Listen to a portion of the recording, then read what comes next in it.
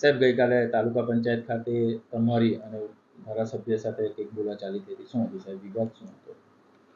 ગઈકાલે સવારથી સાંજ સુધી જ તાલુકા પંચાયત ડેડિયાપાડામાં ચૈતરને લઈને આખો ડ્રામો બન્યો છે.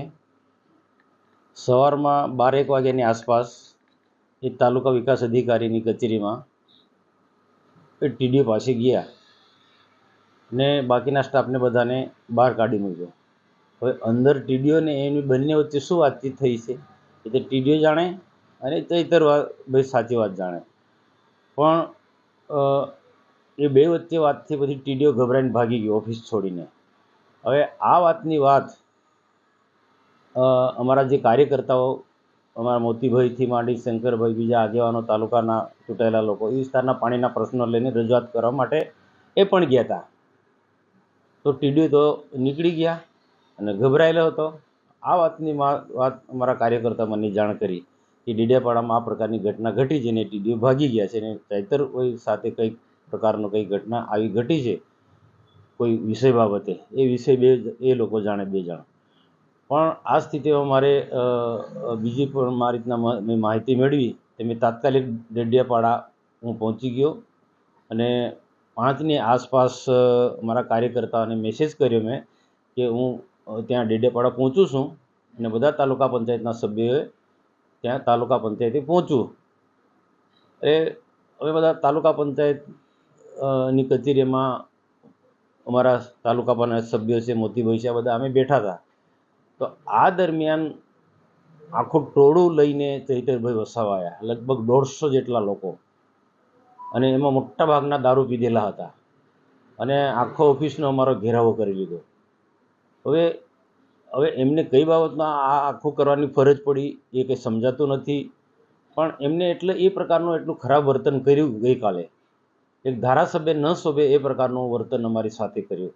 કેટલાક કર્મચારીઓ સાથે પણ એમને આ પ્રકારનું વર્તન કર્યું. જે કર્મચારી બોલી શકે સ્થિતિ નથી, પણ એક ડરાવવાના, ધમકાવવાના એના પ્રયત્નો છે. પણ મારે એટલા માટે ડેડિયાપાડા તાત્કાલિક જવું પડ્યું કે મને જે માહિતી મળી તે પ્રકારે એક તાલુકા વિકાસ અધિકારીને એને ડરાયા હતા, ધમકાયા હતા, એને અનેક પ્રકાર એની ધમકીઓ આપી હતી.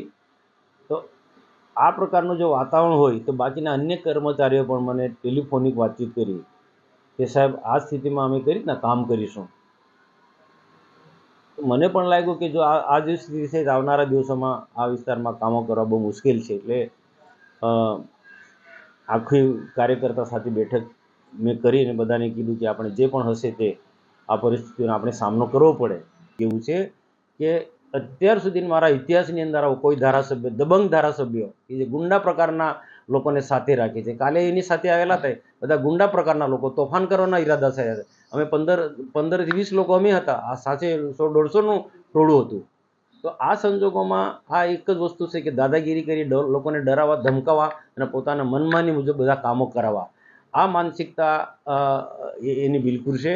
તો આ આખા દિવસની ગઈકાલની આ આખી ઘટના છે. હવે તાલુકા વિકાસ અધિકારી નો મારો સંપર્ક થયો નથી, પણ બીજા માધ્યમો દ્વારા જાણ મળ્યું છે કે જૂનો ઓડિયો વાયરલ થયો હતો, એના અનુસંધાને આ ટીડીઓને આ ચૈતરભાઈ ધમકાવવા માટે ગયા હતા. ગઈકાલની ઘટના જુઓ, અમે 10-15 લોકો હતા અને 100-150નું ટોળું લઈને આવ્યા. તો ખરેખર ઝઘડો કોણ કરવા માંગે છે, વાતાવરણ કોણ દોડવા માંગે છે? તો આ વસ્તુ એ ગુના એ કરે છે અને કાયદો હાથમાં એ લેવા માંગે છે અને સાવકાર બનવા માંગે છે. અને મેં જે જોયું કાલે કે આ ઝઘડો કરી, અમારા સાથે ઝઘડો કરી અને સીધો પોલીસ સ્ટેશન પહોંચી જાય છે અને ફરિયાદ આપે છે લિખિતમાં કે મને મનસુખભાઈ કે સરકાર દબાવવા માંગે છે, મારા પર ખોટા કેસ કરવા માંગે છે.